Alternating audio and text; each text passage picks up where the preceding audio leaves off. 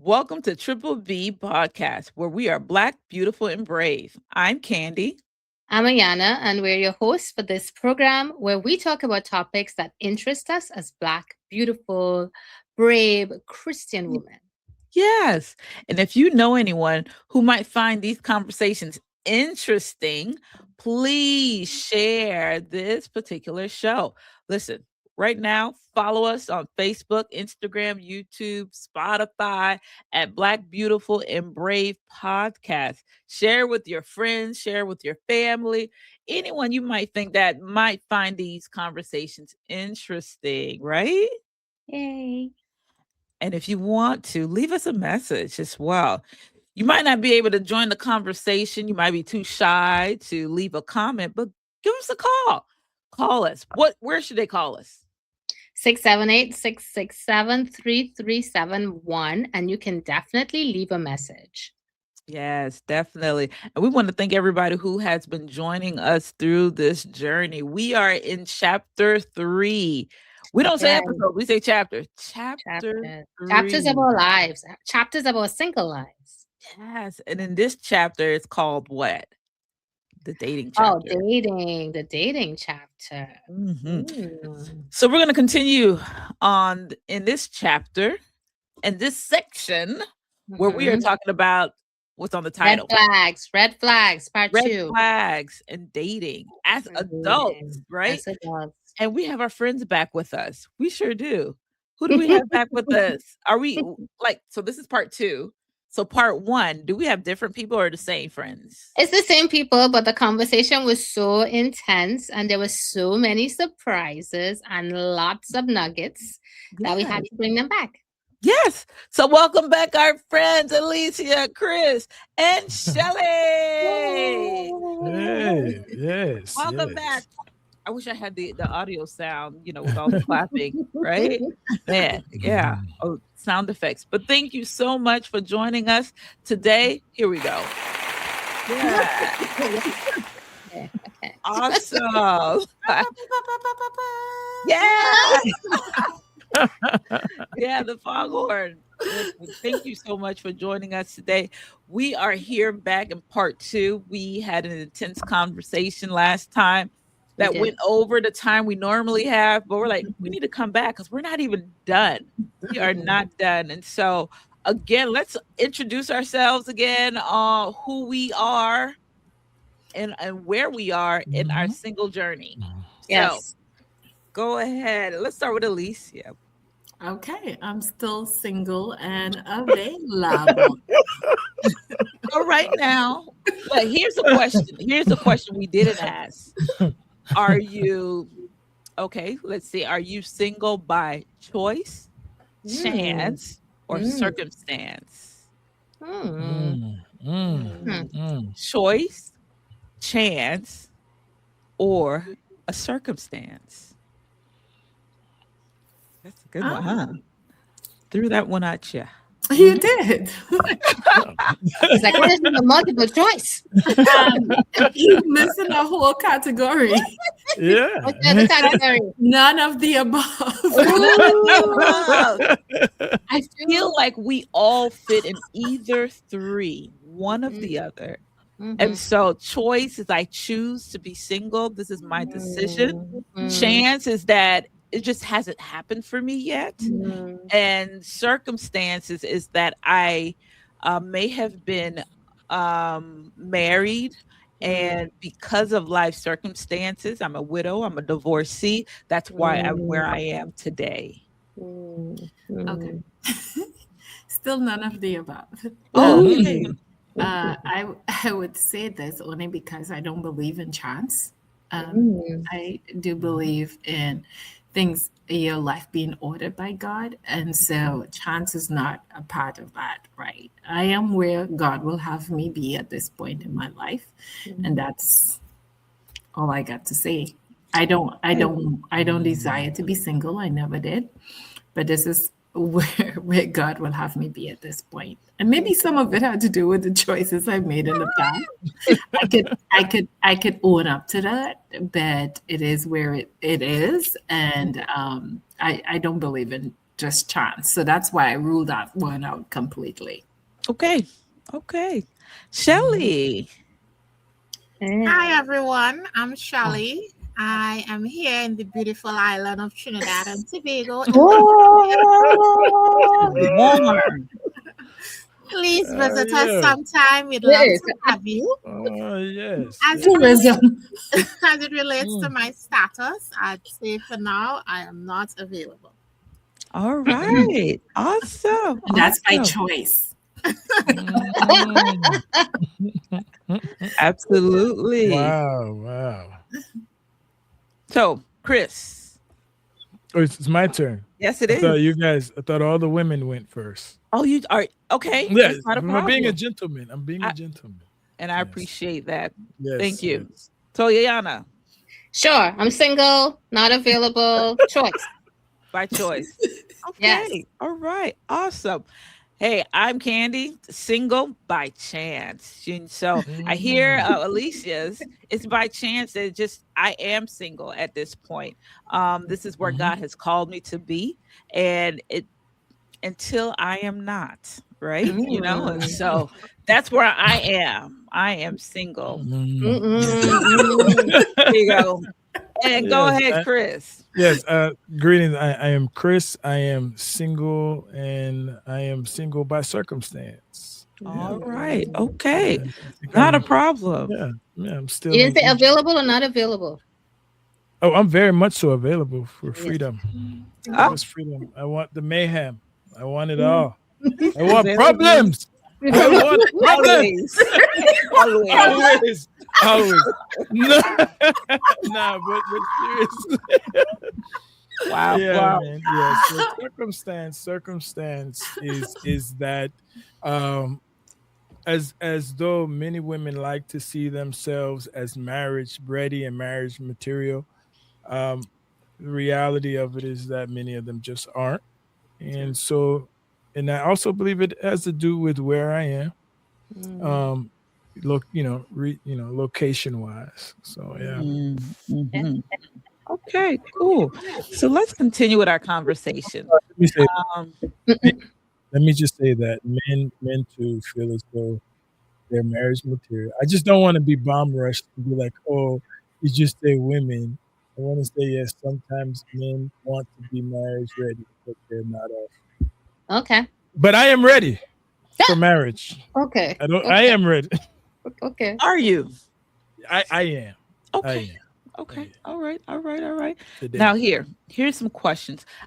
Probably based on what we discussed last time. Here's a question that might tie into it to bring us into this episode.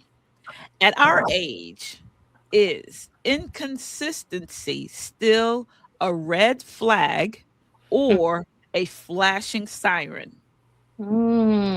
Inconsistency, however you want to define it. So think about that.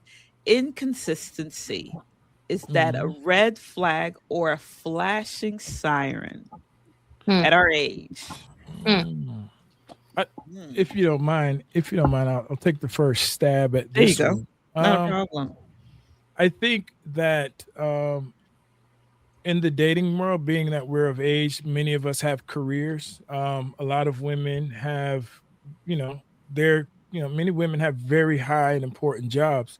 So the inconsistency is due to, real things that go on. They're mothers and their employees. So I don't see inconsistency as necessarily a bad thing, but if you want to be in a relationship, are you able to navigate those things? And would you expect me to just accept that everything comes before the relationship or everything comes before me?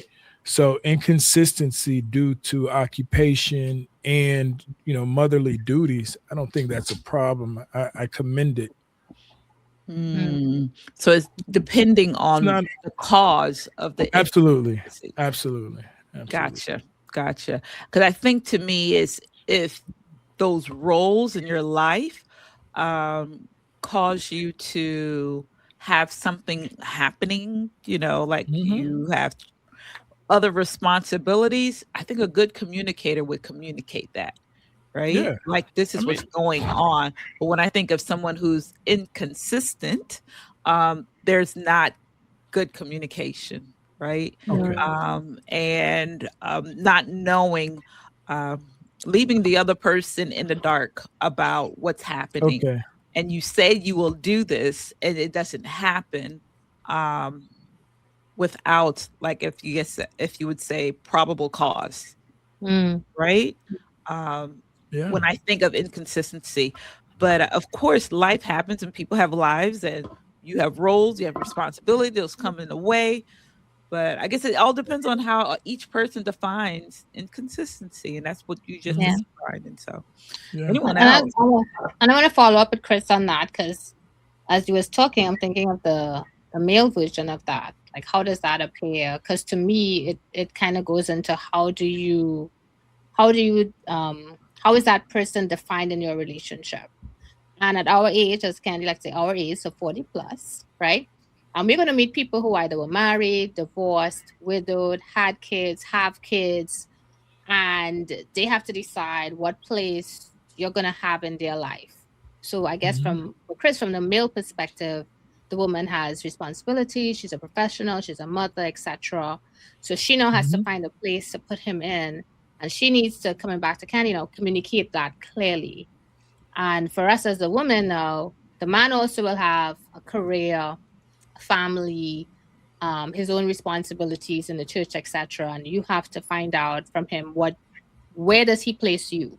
Now, this is important, because I know for me in my last relationship, that person, I was never, I don't think I was a priority in his life. And we're not talking about me. I know it's not you. It's not you. but it's like, Chris.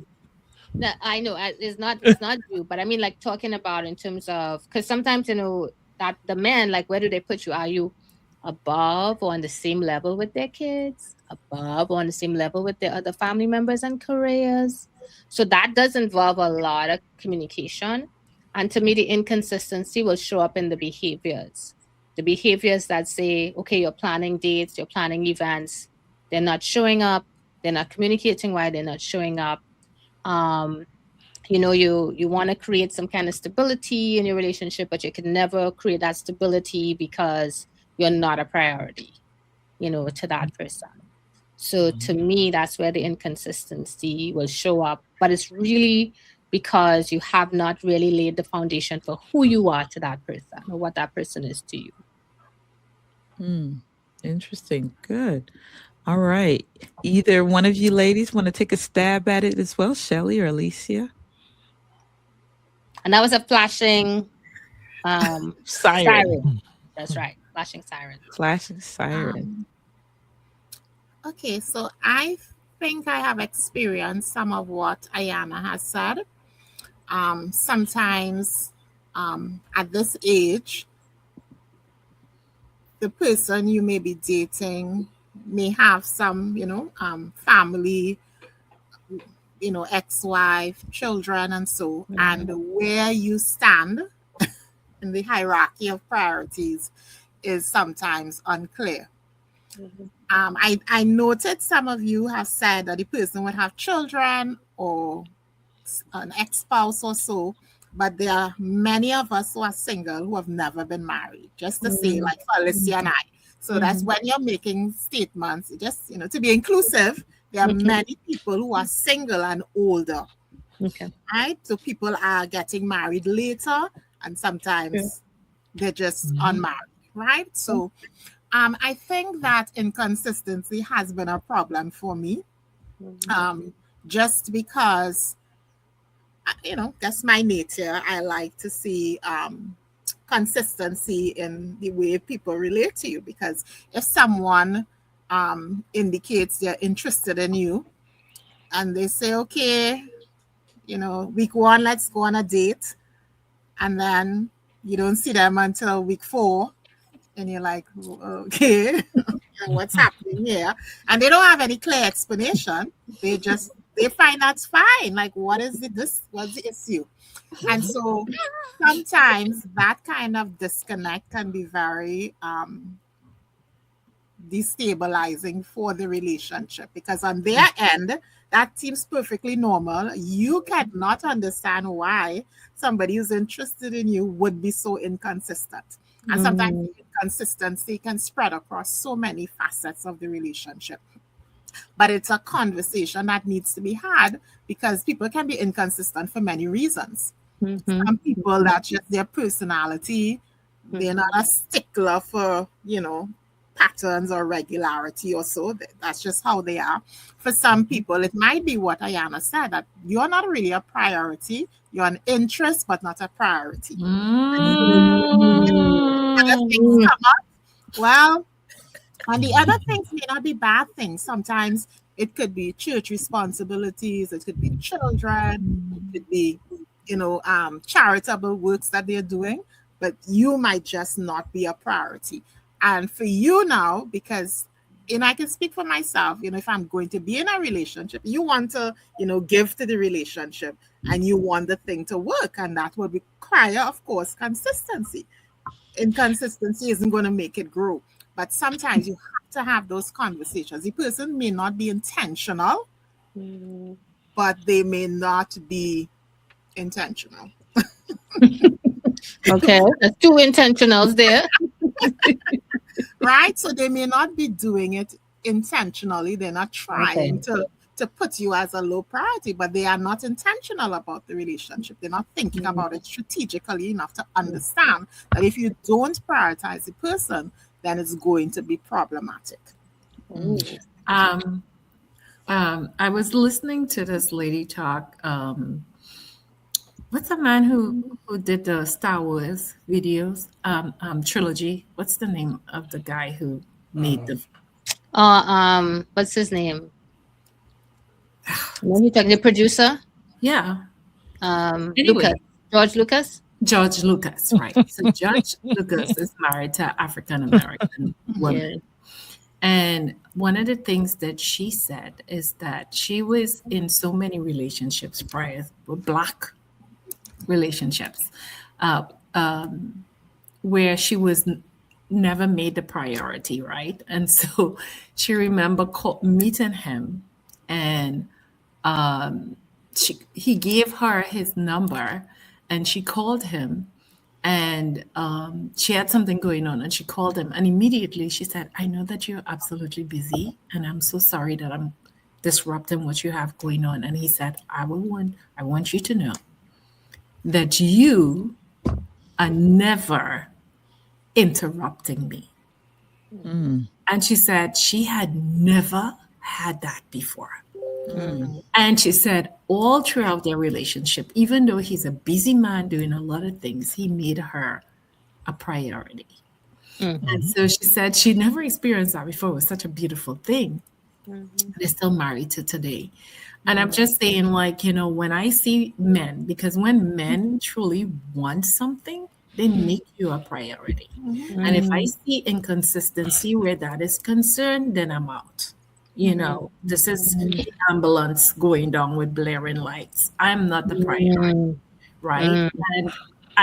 And again, stuff could happen, but again, mature enough to have a conversation about what's going on with you.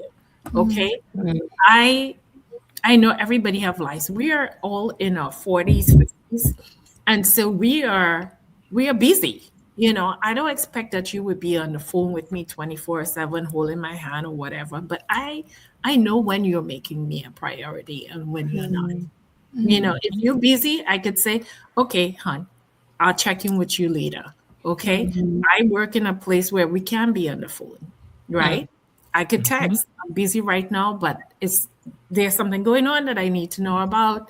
I'll try to get back with you. Conversations, right? So and you feel when there's inconsistency between you saying you want to be with me and it doesn't line up with how you're treating me, And so that to me is sirens blaring, and if I see those inconsistencies, then I know that you're really not in it, because I know how men behave when they're truly in something.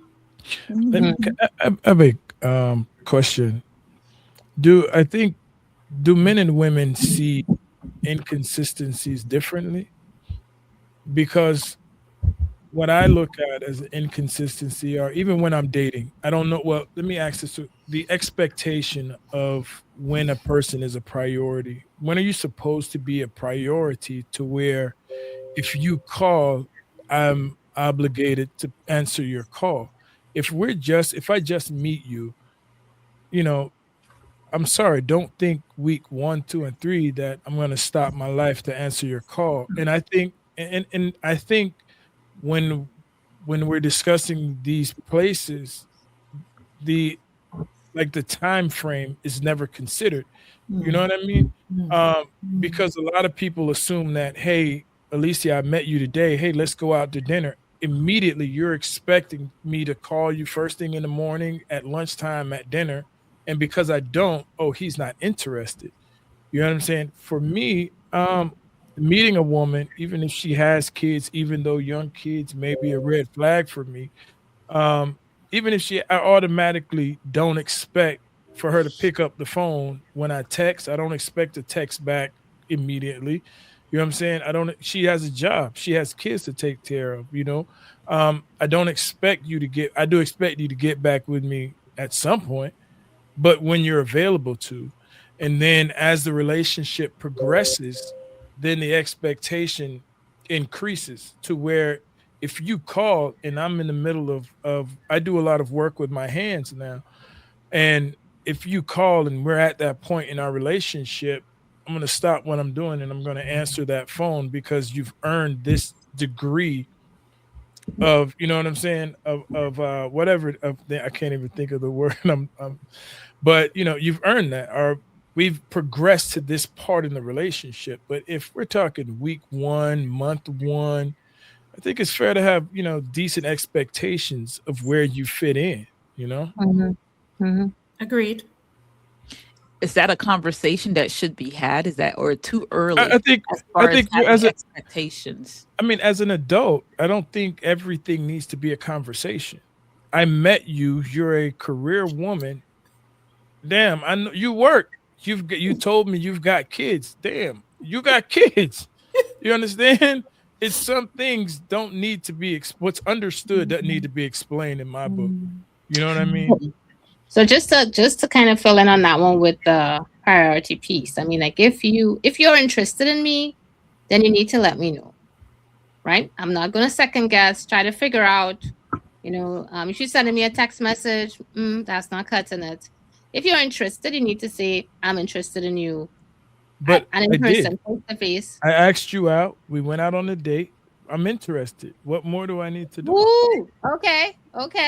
Asking me out on a date? That doesn't always spell complete interest either. Who you go out on dates with, I don't ask nobody I'm not interested in to go eat. I'm not.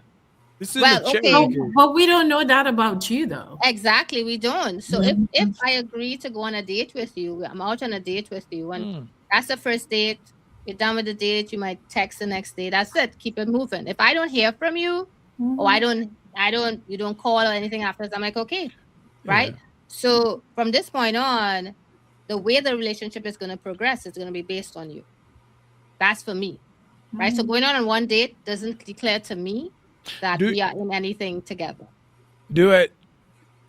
Can we say that maybe women are expecting too much in the beginning stages? I just said I expected nothing. Like we just no. I mean, like you said, okay, if I like you, if I'm interested in you, I have to make that clearly known. So what's the level of interest? So at some point, you found the person intriguing enough to ask them on a date. Right. You're meeting them, and now I want to get to know you at another level, right? Not just around friends or what have you. Now you go on this one date. But I think what Ayana is saying, that just because we go on one date doesn't necessarily mean that the interest is now still there, that you definitely like the interaction that you've had during the date, and you want to continue to proceed.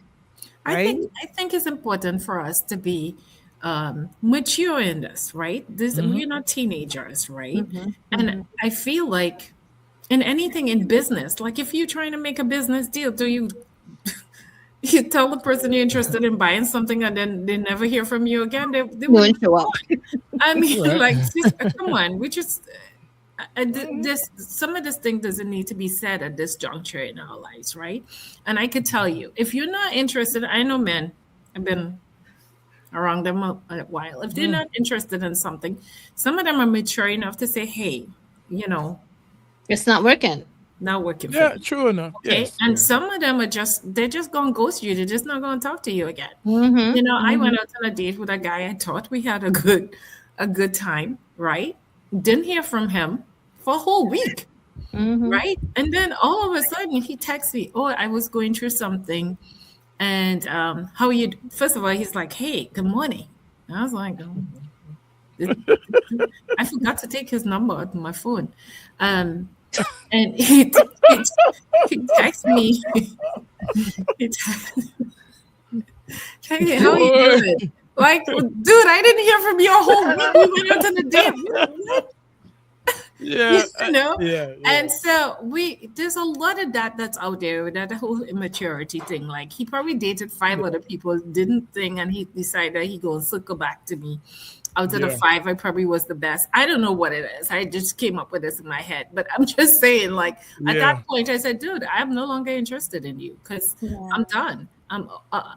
We were done when you didn't text, you didn't call, you didn't do anything like that. And so there's a lot of that's out there still. Just be mature. I mean, like, we don't have to dive into this and know, okay, call 1 minute, 1 day, that I have experienced enough to know when a man is seriously interested in getting to know you. They don't hold anything back. And they'll make it known. So in terms of, we haven't even gotten to priority yet. This is just him indicating that he's interested seriously. Seriously. Once you cross that hurdle, then we can talk about priority. Because if you are interested in me, then you will make it a priority. Make me a priority in your life, right? And it's your interest, right? It's your interest. If you're not interested, that's fine. It's okay. We can go out on a date. I have no expectations when we go out on a date. None whatsoever. As a matter of fact, in Trinidad, we have something we call vex money, right? Say, for example, you go out on a date, right? And if things go left, I have my own money to buy my own meal and take me back home. Oh my God, right? So there's no pay for your own food too. My own food, right? So I mean, like, I think communication is important. And I know we've had topics where we talk about should the woman make the first move and all sorts of things. I'm old school. The man needs to declare his intentions. Okay, drop that mic. Drop that mic. Definitely. So she's saying I'm the problem, huh? Oh, nobody said that. Nobody said that. We're glad that you're here. We're glad that you're here. Yes, definitely. Okay, so here's another question. Okay, so is it a red flag if he or she avoids deep conversations? And what does that look like? Avoiding deep conversations. And so we were talking about, as far as maybe at some point, is a conversation need to be had about a priority at some point of the relationship, right? We're talking about communication styles, or talking about something real deep as mature adults. Is it a red flag when they avoid it? Like, oh, no, we don't have to talk about that right now. Is that a red flag? Yes, I think I'm gonna jump in there. I'm gonna jump in. Okay. I think it is a red flag. I think it definitely is a red flag. I think it also shows where this person sees the relationship and where it's going. Because like we discussed, intention and being on the same page, they do deserve conversations. And if we can't have a conversation about finances, or if we can't plan a date without it being an argument, or if my feelings are constantly being dismissed, then I think that's a very good indicator that this person does not see it going that way, or they don't have the emotional or mental capacity to deal with another person or a relationship. So yeah, I think it's a definite red flags. So with that being said, how important is emotional intelligence at this stage? What? Give me an emotional idiot any day. I'm joking, man. Are you though? Are you? Absolutely. Hell no. Yes, I'm really. Give me somebody that can't control their emotions. Yeah, I like that. Wow, emotional intelligence. Is it important? And sometimes, a person not wanting to entertain a deep conversation, does it show a lack of emotional intelligence? Or are they holding back something, some trauma, unhealed trauma, or something? What are your thoughts, someone? Anyone? I mean, going back to the Ladies. deep conversations, and then to the deep conversations, to me, show emotional intelligence and emotional maturity, right? So deep conversations, like some of the conversations I've been having recently, were things like, what are your views on finances, right? Do you believe that a couple should have a joint account or separate accounts? And then when you have to divide money up, who gets what? Talked about death, like when you die, how would you want to be buried? And then if you have family and friends, because sometimes family and friends also, they expect you to have a normal burial, but you might actually make a request to your significant other for a cremation, right? All of that can create drama at the end, and of course that's also related to your will and those kinds of things. And like, do you have a will? Do you not have a will? So of course it might sound like, oh, are you a gold digger? But no, you're not. At this stage in our lives, these are things that need to be made clear. And as Shelly mentioned, you're meeting different people. So you could meet someone who is single, who was never married, who has a lot of assets, right? And maybe their family had hopes of getting those assets when they died, right? And then all of a sudden they get married to you. Then what, right? Like what's gonna happen to all of that, right?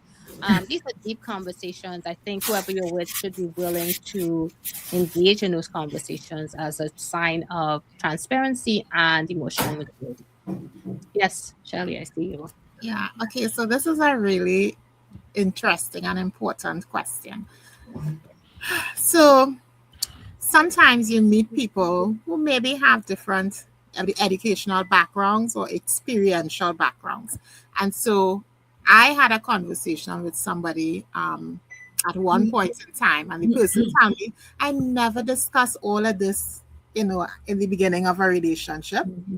Because the relationship might, just be like casual dating, and then, some intimacy and so.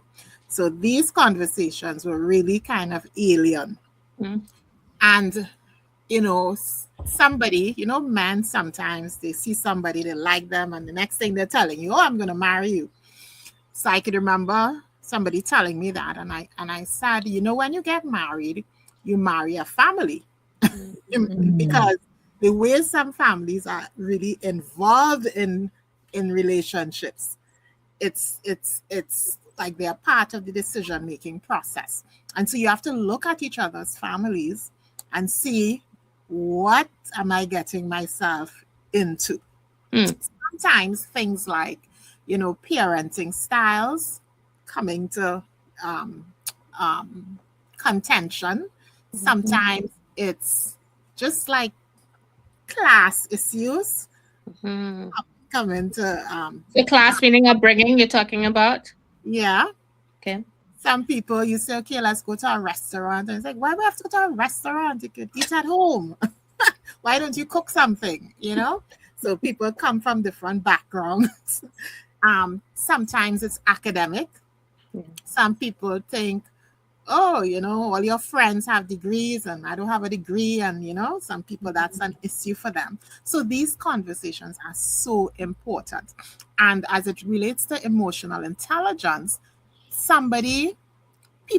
any two people could get together. I have a friend and I always tell him, I say, I have not in all of my years figured out the formula for a successful relationship. I don't know what it is. Because you could come from the same class, the same background, the same race, and it does not work out. And you could have people from totally different backgrounds, and it works out. So it has to do with their commitment and so, but sometimes it's almost inexplicable. But emotional intelligence is so important, so that even if you come from different backgrounds, even if you're not accustomed having these conversations, you are smart enough to realize that they're important and you're willing to have the discussions. And so somebody who is emotionally intelligent would realize, okay, this is important, or at least this is important to the person, this is important to the relationship. And they could realize that even if they're not accustomed doing something, it is important to do. So I think emotional intelligence is so important. Maybe more important than some other factors like cultural background or finances or so. But if you're smart enough to realize what is critical to make a relationship successful, then it is going to work. I think too, we're on that trajectory of learning. And so a lot of who we are, we learn from our parents, our culture, our upbringing, and we bring all of that into a relationship, right? And some of the things that is normal for you would be abnormal for somebody else. One of the things I found out, and I'll tell you this, growing up, my father never asked my mother, pretty much, baby, could you tell me how your day went? What did you do today?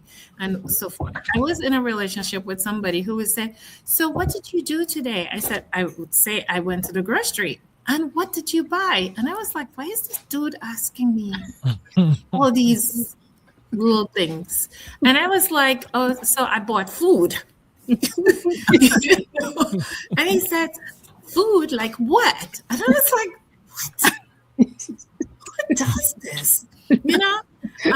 Is he trying to figure out? Take interest in me? No, it's not that. It's just like grew up with a dad who generally would come in, and his questions to my mom was, "Did you cook?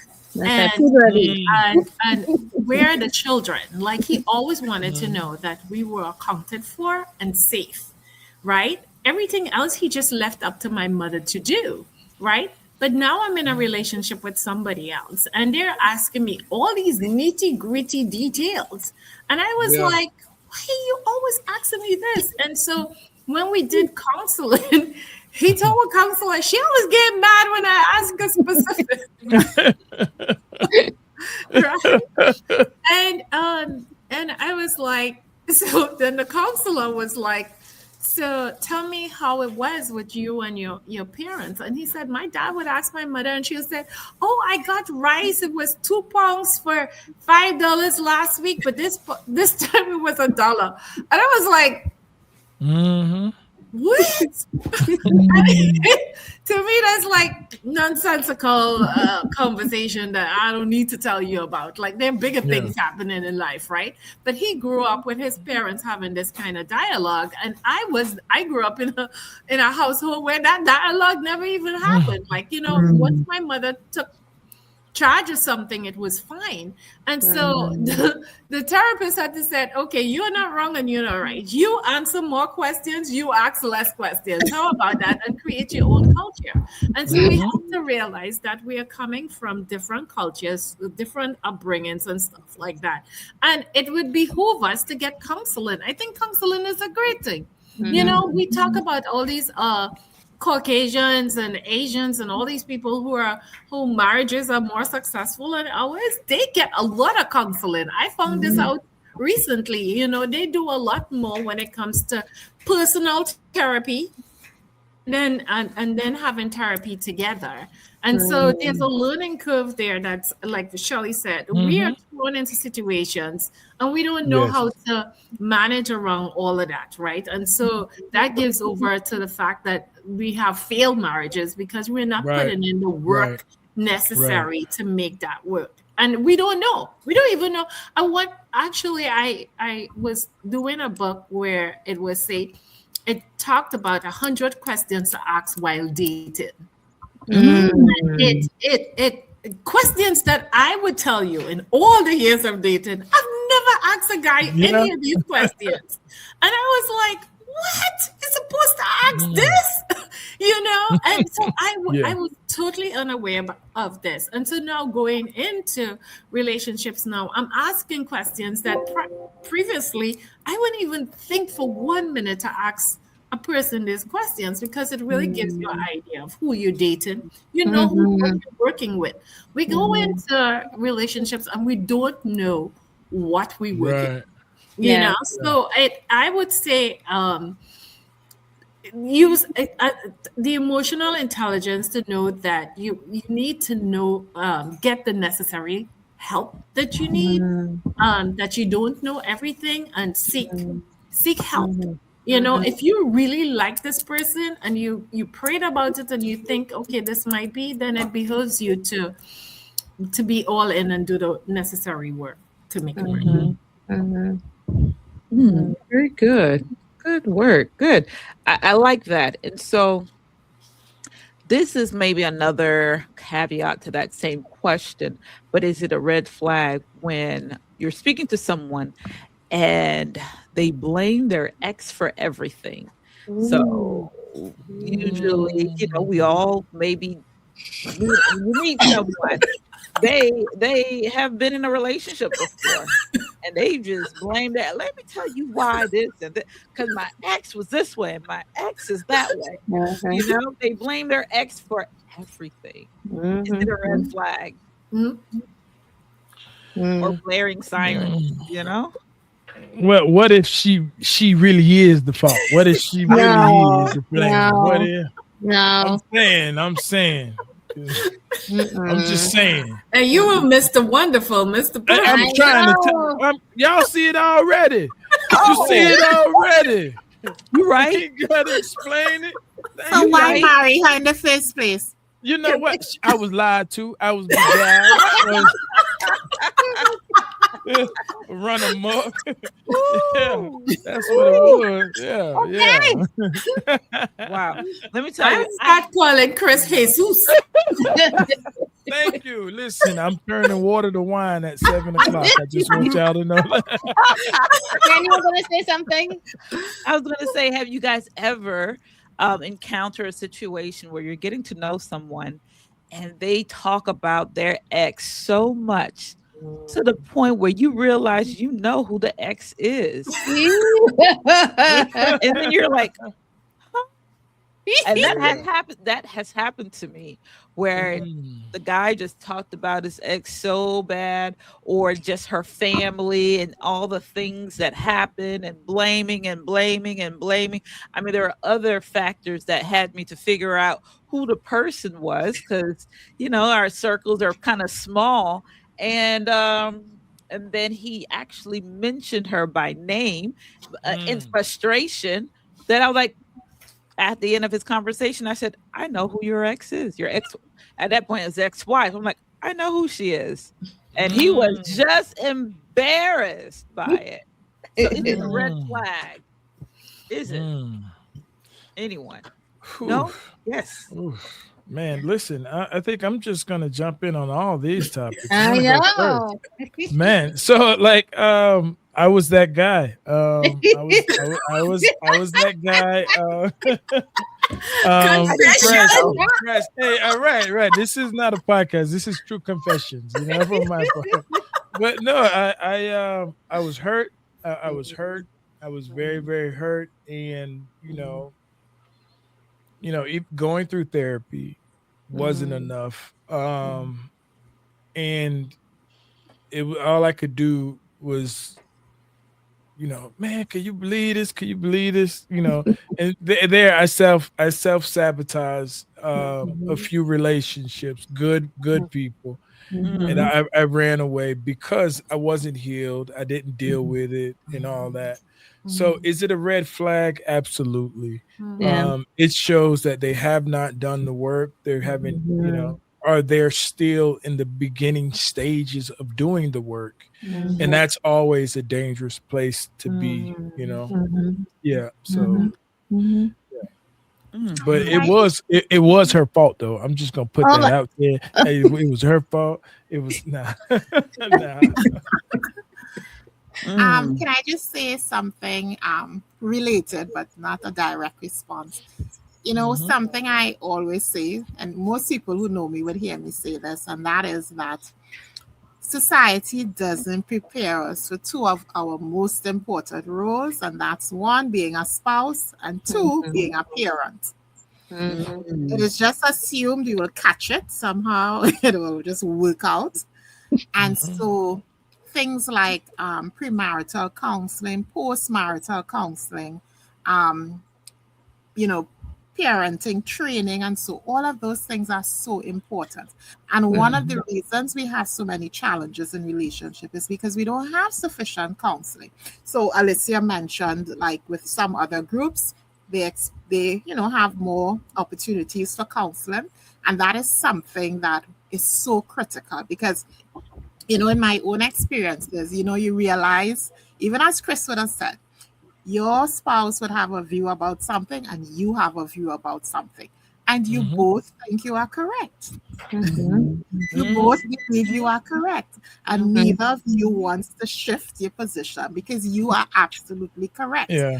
And so how do you resolve matters like that? You probably have to have a third party, a referee, look at this Right. situation and said, okay, you might have the better position, and so you need to have some compromise and negotiation. And I think oftentimes it is that third party, that counselor, that mediator that is missing in relationships, because neither of us wants to admit we are wrong, neither of us wants to give in.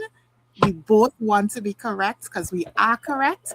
And so the only way to resolve sometimes relationship, marriage problems is to have a third party. And I think if that is normalized and the kind of stigma associated with it removed, then we can actually have more successful relationships.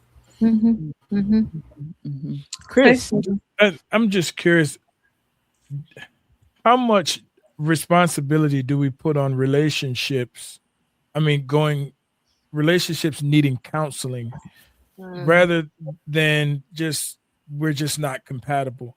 Because the reason I'm asking this is because I've never heard of someone needing counseling in order to do their job efficiently at work. We seem to be able to manage all these different avenues in a workspace, but then when it comes to being in a relationship, all of a sudden we need excessive counseling. And I'm not against counseling. I'm a big advocate for counseling when it's needed. I just feel as though a lot of times we push the burden off of ourselves, the responsibility from ourselves, and place it on counselors to tell us the things that we already need to know. I don't want to listen to Alicia when she says, we need to clean the house. I don't want to hear it. That's why it's difficult. That's why our relationship fails. This is why our kids are, they don't like being at home. It's because I just don't want to cooperate. You know what I'm saying? And so I think that's go ahead. No, I was finished. I was gonna say, I think there's an even deeper spiritual aspect to that, because you're right, how come we don't need counseling for work per se? But if we think about the two things we'd always talk about, our instituted in creation, marriage and the family, right? And we talk about marriage, family, Sabbath, that kind of thing. There's always a definite spiritual attack, on those institutions. Yes. So in terms of the counseling, counseling is important. I mean, even now in my current relationship, we've talked about doing not just premarital counseling, but pre-engagement counseling. Because by the time you get to premarital, most times people are too embarrassed to, or even they're thinking of all the hurt that person will feel. They wouldn't want to break up an engagement, you know. So what about even getting counseling before that stage? And again, it doesn't mean that anything is wrong with your relationship, but all it means that, you're at a stage in life where you need to have a third party. So we may think we are super compatible, but someone else on the outside looking at us and saying, "Oh, I don't, really, no." but you're not seeing it, right? Because you're caught up in this euphoria of this. But this at the same time, I don't mean to cut you off, Ayana, but in the same breath, we go through life making decisions and sticking with them. You know what I'm saying? And we've considered the costs on everything else, but we can't do that with relationships. Why is that? You understand? How many times have we signed contracts and we regretted it, but we meet the terms of those contracts to a T until we're able to get out of it? You know what I'm saying? But we're able to commit to it while we're in it. You know what I'm saying? We've gotten jobs that we hated, and we did what we needed to do while we were there. But with relationships, it's as if, okay, I give up. I'm not going to put forth the effort. I think relationships should be ready-made, or it shouldn't be troublesome. I look at a relationship, I automatically know, I expect we're going to have some ugly times, but because I want to be with Ayana, I love you enough to be here. Whatever it is we're going through, we're just going to go through it. I know we're going to have headaches. Yeah, I know you're going to piss me off. I know I'm going to make you mad, but I'm committed to it before we even go that far. I mean, and I mean, like I said, I'm not against therapy. I'm just against people using therapy as an excuse to doing the work, or being, just using it as an excuse for you not being compatible. Compatible. Yeah. But just to quickly answer your question, I would say, just to quickly answer your question, I would say, for work, we actually train for work, right? So is trained to be a nurse, right? Gotcha. You're driving truck, you've been trained to drive. You've been, I teach, I've been trained, I've been going to school. Candy's trained in her field. We are trained for this job. Yes. How many of us are trained and prepared for marriage? How many of us are trained and prepared to be a parent, step parent? Yes, got that. We are not, and somehow we're supposed to know what it is and figure it out. Yes. And I was listening to my cousin's podcast the other day, and she was saying, we have been taught to survive in horrible relationships. Not thrive, but survive horrible relationships. Yes. And then we don't know how to leave bad relationships, or these same horrible relationships. So we learn how to just survive when we know it's the worst thing for us, and then we don't know how to leave. Yes. Yeah, because we were taught that, just like everything else, that you pray everything away, right? And if you pray hard enough, this thing is going to work. And they did the same thing when it came to anything with mental illness, right? Like before, it wasn't even a thing that we talked about. And if you did, they said you just go to God. You just go to God, right? And so we have those same attitude when it comes to marriages, where we think that we could just pray this thing away, and if we pray hard enough, it's going to work out. And some of it is just not going to work out because we weren't meant to be together in the first place. But coming just to piggyback on what Ayana was saying, and this is off of what you said previously, is that we are constantly in training. Like I went to nursing school, and one of the things I complain all the time is every minute we have to be trained on something. I was like, I finished this degree like a long time ago. Why am I still doing all of this, right?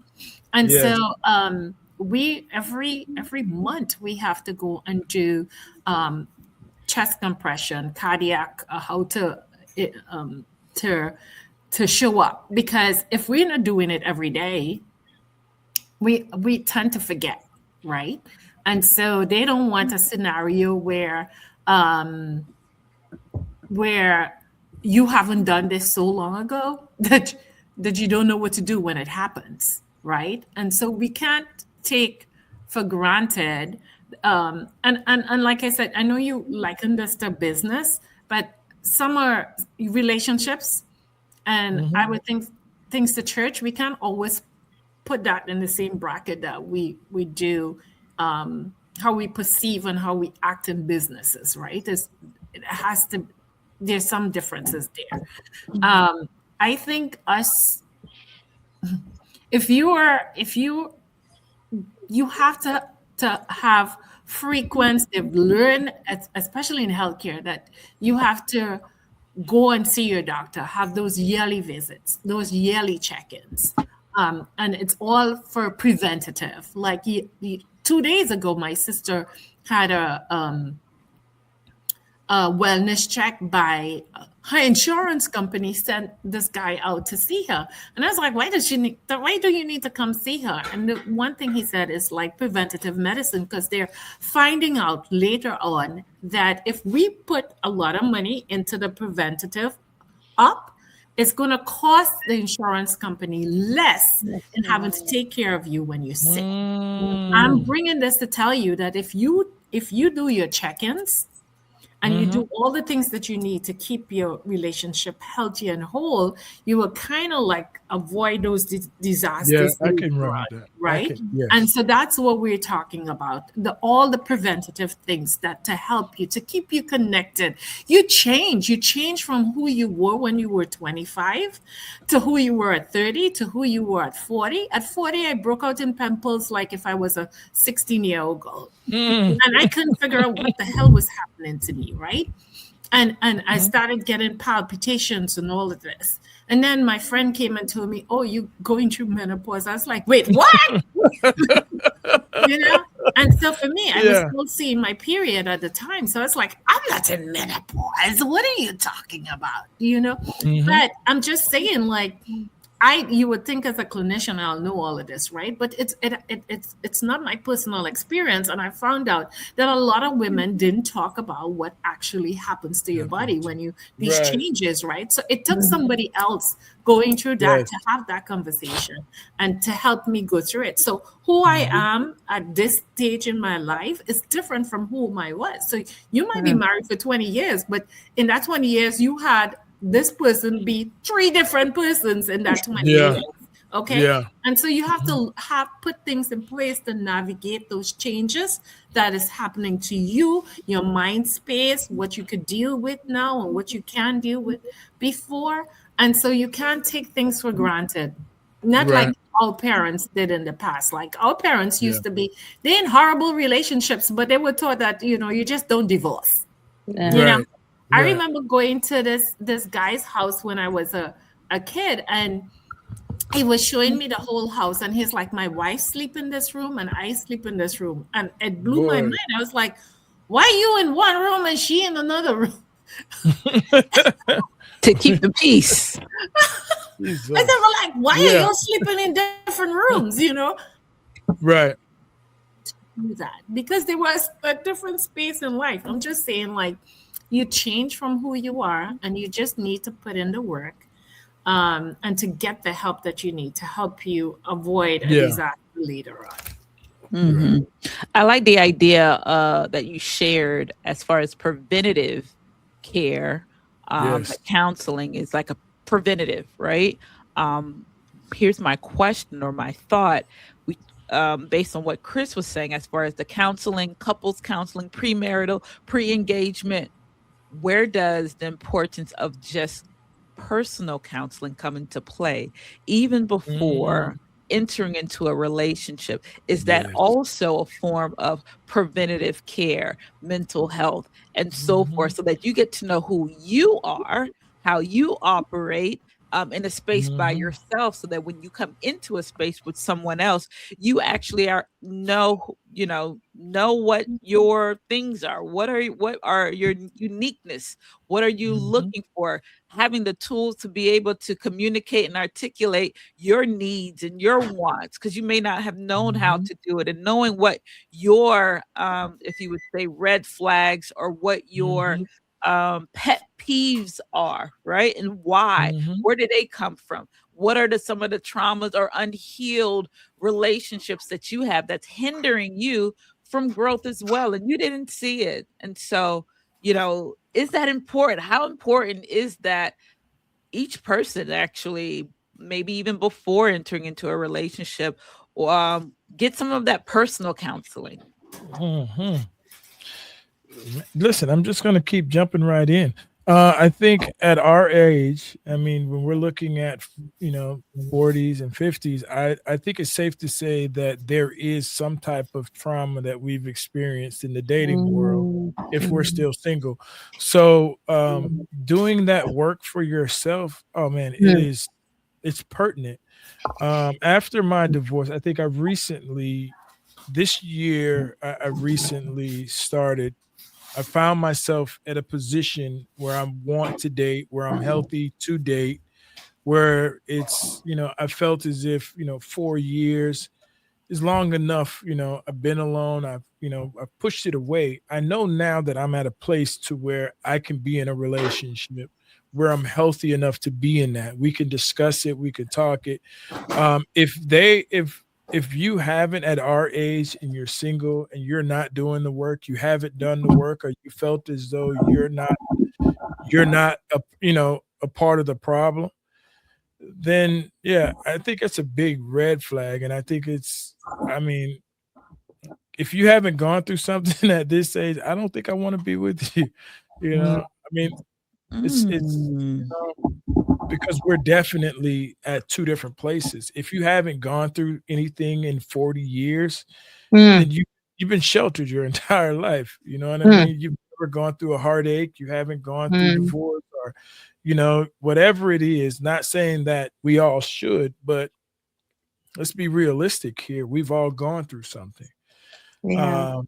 And so, like I said, before I started dating, I needed to do that, and I know I needed to do it, and so I did it. And so now we're talking 4 years later after the divorce. It's like, hey, I'm healthy enough to do it. I think that is very important. And if I am to be transparent myself, I have not done that type of work. And so, how do you know the work is needed? Be honest with yourself. Be honest with yourself. You can lie to everybody. You can't lie to yourself. True. And it shows up in your relationships. Like, so when you get asked those tough questions, or that person is demanding or asking for more of you. And there's a point where you can't give what you don't have. And it's unfair to that other person to try to compensate or try to fill in, like Chris said, for the women who are willing to like work with him when he's saying to you, I don't have it. And they're like, oh, I can do it. As women, we talked about in one of our previous podcasts where we like to take on projects, right? We really need a partner, not a project, right? But again, some people choose a project, and that could be a male choosing a project or a female choosing a project. When in truth and in fact, if it's a project, it means that that person just does not have what it takes to complete that relationship with you, But I think relationships do, and you don't have to get into a full-fledged relationship to know that you need the work. Right. As you go along, getting to know that person, and again, you're seeing different scenarios. They're asking you different questions. You're not ready. You're not ready, and I think we do fool ourselves a lot when we get into relationships. Say too that you by the time you get to a doctor and you're seeing symptoms, it's because this thing is too late. It's gone, right? So I'm saying, like, don't wait till you have a situation. We've all been raised differently. I've learned that I was with a friend because I always have a story, and so she made we were making up the bed together, and so my mother, I raised with my mother putting the that little border to the top. Mhm. She made the bed and put the border at the bottom. And I was like, who does this? Why is the border at the bottom? Deal breaker. And so she was like, well, I always see my mother made the bed with the border at the bottom because you want to see this border. It's so pretty. I was like, no, but it's pretty on the top because that's where it's supposed to be. And I'm just saying, like, we come from so many different upbringing, and nothing is wrong. If the border is at the bottom, that's fine. If the border is at the top, it's fine too. I'm just saying, like, we need to know how to navigate around differences because we are different. That's right. All of us in this house. My brother sometimes talk about my mother, and I want to know if it's the same mother I had. Because we grew up in the same household, but we all experienced my mother differently. And so I'm just saying, like, you don't have to wait until you have a symptom.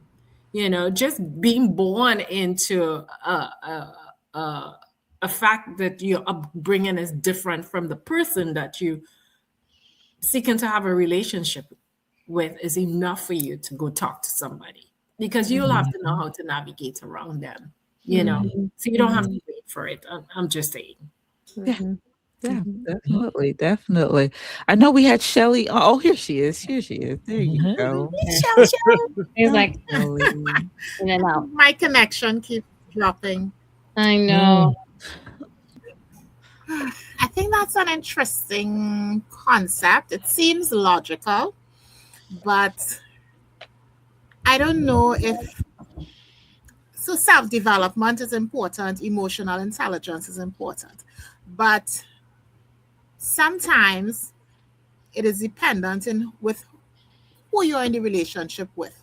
So if I just go for counseling and say, oh, I need to work on myself, and I get involved with person A, that counseling might work. But were I to be involved with person B or C, I might need a different type of counseling because of that person or those persons. And so the counseling may need to address something specific, right? So person A, different from person B, different from person C. So if I just get some generic counseling, it might help with self-development and awareness and so. But sometimes what I think and sometimes what I recommend is that there's that preventative counseling, that premarital or pre-relationship or early relationship counseling to address the two specific individuals. And then there's post-marriage counseling. Yeah. Because when people, I have seen it, like you see people 24 years and they get divorced. And you say, but I know each other. We've been together too long. You we ain't going nowhere. You say by now they know each other. Like, what can you be divorcing for after living with someone 24 years? And so I think at different phases in a marriage, there should be counseling. And I've heard in some I can agree. religious groups, they do it. So after 1 year, after 3 years, after 5 years, at 15 years checkup, a 20-year checkup, and you just continue to do it. And even if nothing's going wrong, you're just doing it to make sure everybody is on the same page. I looked at something recently and someone was saying, the person was preaching and they were saying, you know what? Sometimes I ask my wife if I'm doing well, if I'm like treating her well, and if things are going well, because sometimes we make assumptions. I'm doing a good job. I'm the best wife, best husband. I'm doing what I need to do. But the other person might be totally dissatisfied. They're kind of complaining. They've just checked out of the relationship and they're just there physically. And we don't even know. Yeah. Sometimes people go to counseling and you hear the partner saying all sorts of things you never knew. They felt this way. The person was thinking all of this stuff. Because in your mind, you're doing a wonderful job. best spouse. Mercy, have mercy. And so that actually happens. So it means that there has to be ongoing counseling, ongoing checks, ongoing self development to ensure that this thing continues. It's like a vehicle. It's like your house. Every now and again, you have to fix something. You have to check in. You have to make sure everything is okay for it to continue to work well.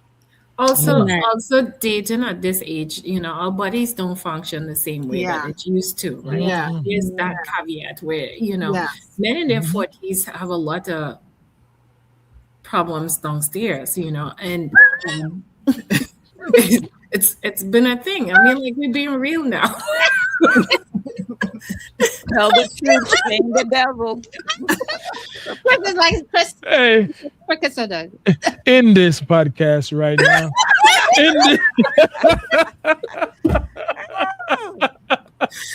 Hey, same for women too. Women You have know, their issues. I was gonna say, because they talk about the menopause all the time, right? But Hey. I say, like, there's another realm of this. I work in Yeah. healthcare, so I see a lot of it. And so This is too much. So there is My another signal good- is getting lost. I'm about to go. My signal is lost. Is this PG? PG? that's why I said downstairs. Downstairs. He's like, hello, can you hear you? I'm not 19 anymore. Who's trying to go 14 rounds? Wow. Listen, you've got 14 minutes. Whatever you don't get in 14 minutes, I ain't got nothing for you. Oh, Yeah, mercy. find some help. Thank you. This is where polygamy comes in. Oh, wow. No, I'm joking. Not polygamy. Shelly's gone again. Shelly, Too much, Get Chris. too hot. Get too hot. I'm just saying things don't work the same as Right. as we were when we were younger, and Yeah. there's a big adjustment piece that's there, right, for both women and for men. Man. And I would tell you that my friend and I was having this discussion because we just did the data, and a lot of women divorced their husbands in the 40s.